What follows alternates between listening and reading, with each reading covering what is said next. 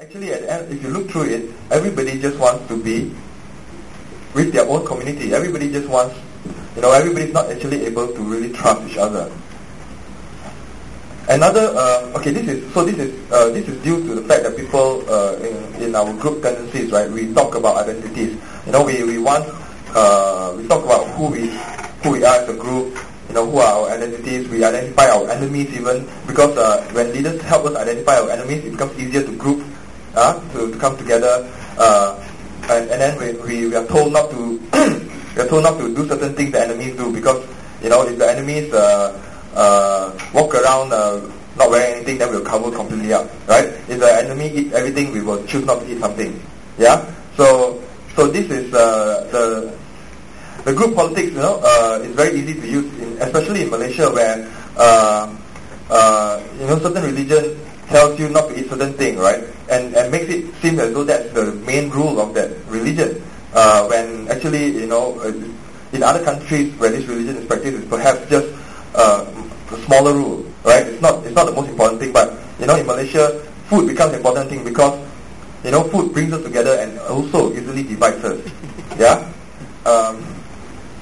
So all this identity politics, right? Is very interesting also because another study recently showed that the model for leadership, the old theory of leadership says that leaders became powerful because of their charisma and their intelligence. Okay, the new theory, of leadership says that leaders are people who became successful leaders, all the way from Hitler to Bush. Not necessarily that there's a connection, but or not. There is that they became very successful because of three things. One, they identify with the people. Okay. Two, the people identify with them. Three, they define the identity. Yeah. And I think the third step is the most crucial in this, because our leaders control the definition of identities for us, and we allow them to. Yeah, you hear talks of, ini bukan budaya kita.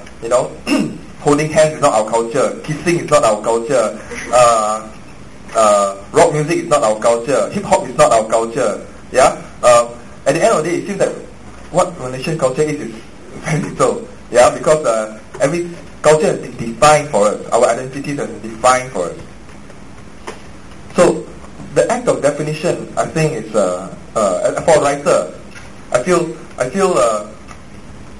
I progress in my journey as a writer, as a young writer, I think that there's a word for everything, right? You when you write, you write using such big words or long sentences because you think you must specifically describe something. Okay, there is a word for everything, and everything can be explained.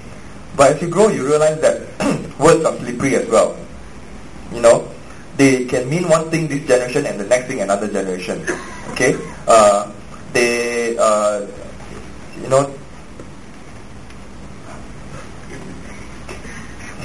the definitions, our definition changes because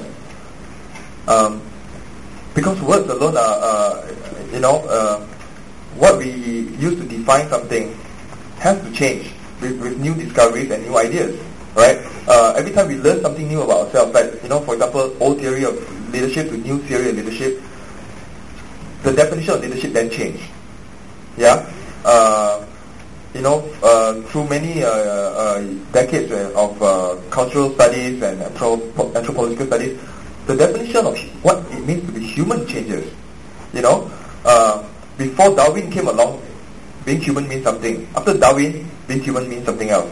The narrative of what being human is changes. But for the purposes of leadership, sometimes holding on to an old definition is easier, right? It's easier to control people with old definitions because they mold you, they make you who you are, okay, and you listen. So what I think young people of this generation can do, together with artists, right, is to constantly challenge definitions. Yeah, you challenge definitions, and you take ownership of the definition. In other words, you are culture, not the government. The government tries to define culture for us, but you are the culture. You know what your culture is, okay? You define your own culture, you know, and as you know, and as communities, right?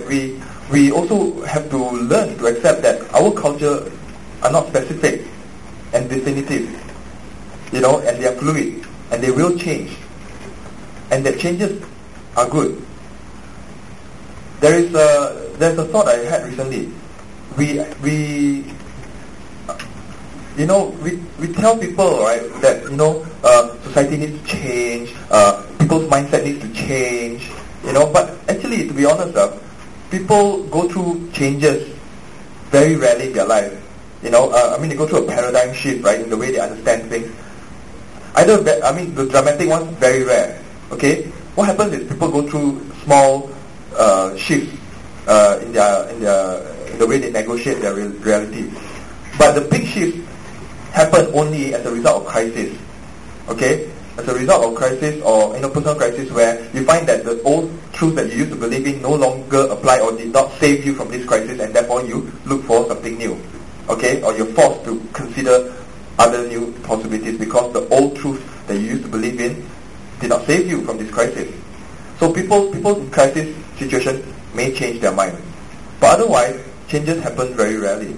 But here's the thing about change, though. So I wonder if when we change, we are actually changing to something completely different, completely out there, or actually the change has been coded in us. That all of us have this change in us.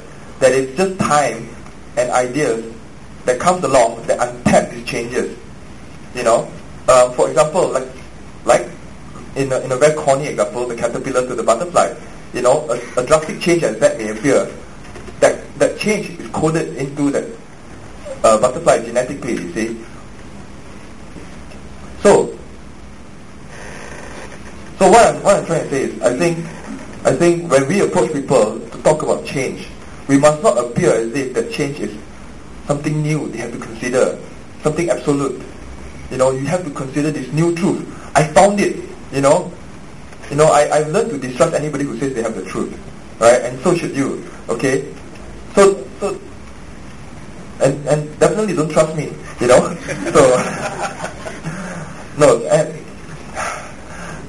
so what I'm trying to say is that as we talk to people about changes, okay, we must first be open to the idea that we have to change too.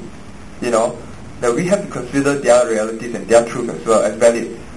Yeah, their fears, you know, of changes as valid as well, and that we must consider that the change is already in them, that it's possible, and they may not change now, but they will.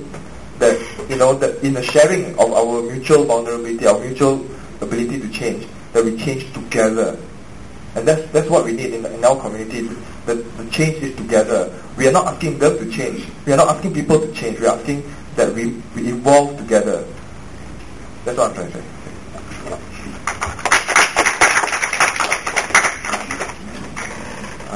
Terima kasih saudara Pang.